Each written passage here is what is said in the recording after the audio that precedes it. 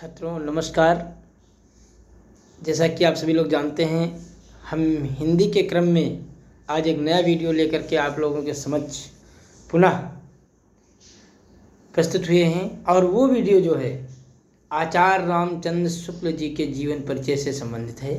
आचार्य रामचंद्र शुक्ल जी हिंदी साहित्य जगत के मूर्धन्य कवि विद्वान माने जाते हैं और इनका जीवन जो था वो बहुत ही कष्टमय एवं यातनाओं से भरा हुआ था।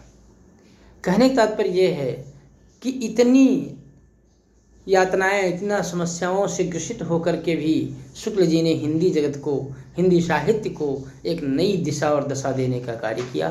तो आइए देखते हैं कि शुक्ल जी के जीवन परिचय का जो औचित्य है, जो शुक्ल जी का जीवन परिचय है, ये किन किन गतिविधियों से होकर के गुजरा।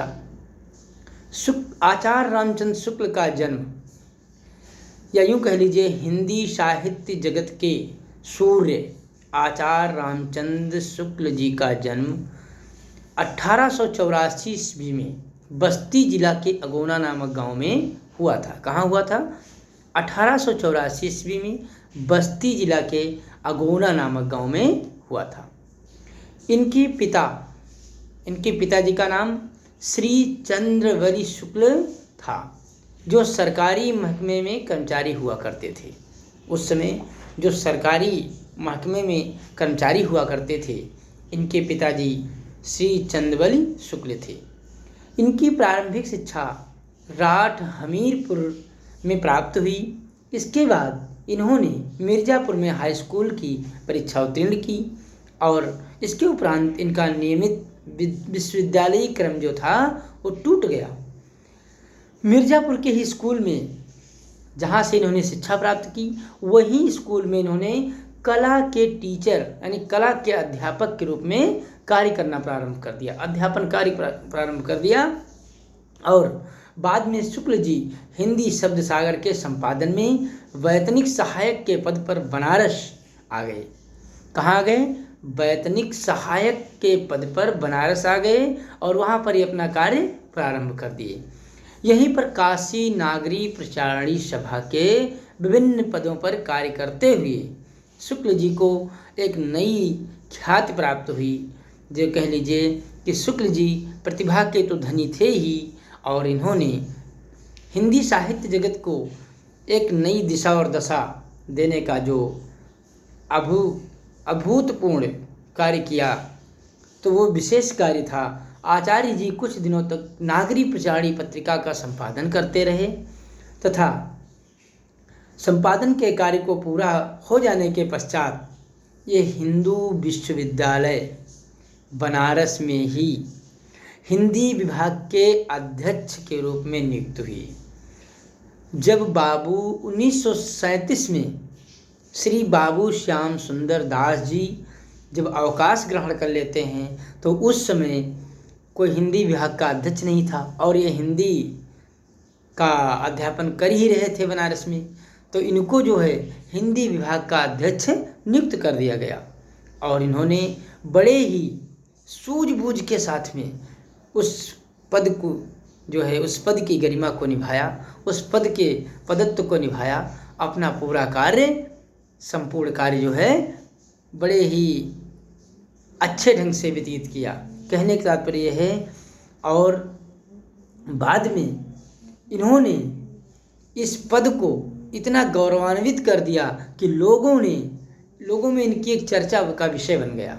लोग इनके बारे में ही चर्चा करने लगे कि देखिए आचार्य जी का जो कार्य है, आचार्य जी का जो व्यक्तित्व है, जो साहित्य जगत की उन्होंने सेवा की है, ये बहुत ही, कहने का मतलब बहुत ही ये एक प्रकार से एक छवि युक्त कार्य किया। कार्य तो सभी लोग करते हैं, लेकिन कार्य करने की कला अलग अलग होती है। तो इन्होंने एक अपनी नई दिशा और दशा के रूप में कार्य किया, इसलिए जो है आचार्य जी को नई ख्याति प्राप्त हुई। लोगों के हृदय में इन्होंने काफ़ी से काफ़ी जगह बना ली।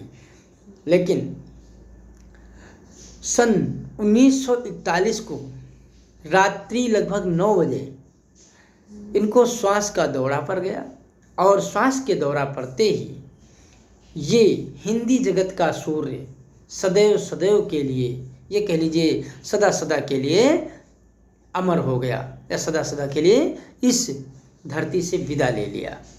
कितने में? सन 1941 में 2 फरवरी सन 1941 को रात्रि 9 बजे। अरे आपको रात्रि 9 बजे ना याद रहे तो इतना तो आप परीक्षाओं की दृष्टि से देखते हुए आपको 1884 बस्ती जिला के अगोना नामक गांव में, कहाँ हुआ था एक बार पुनः, 1884 ईस्वी में बस्ती जिला के अगोना नामक गांव में, और इनकी मृत्यु जो थी वो 1941 ईस्वी में कहाँ हुई थी, वहीं पर इनकी मृत्यु हुई थी। कहने का तात्पर्य है ये सदा सदा के लिए संसार से विदा हो गए 2 फरवरी 1941 को। तो इनकी जो कृतियां हैं वो हमारी परीक्षा उपयोगी होती हैं। परीक्षा में कई बार हमारी कृतियां जो हैं इनकी पूछी गई हैं, तो हम आइए देखते हैं इनकी कृतियां कौन कौन सी हैं। कृतियां मतलब इनकी रचनाएं। इन्होंने हिंदी निबंध साहित्य को बहुत ही लालित्यपूर्ण वर्णन किया है, बहुत ही चुन चुन के शब्दों का उसमें जो है मेल रखा है। तो आइए देखते हैं इनका पहला निबंध जो था चिंतामणि एवं विचार वीथी, इनके प्रसिद्ध निबंध रहे। कौन कौन? चिंतामणि, विचार वीथी, इनके प्रसिद्ध क्या थे? निबंध थे। और जो हिंदी साहित्य के समालोचना में इन्होंने क्या किया? सूरदास, गोस्वामी तुलसीदास, रस मीमांसा, त्रिवेणी इत्यादि इनकी समालोचना के विषय रहे। ले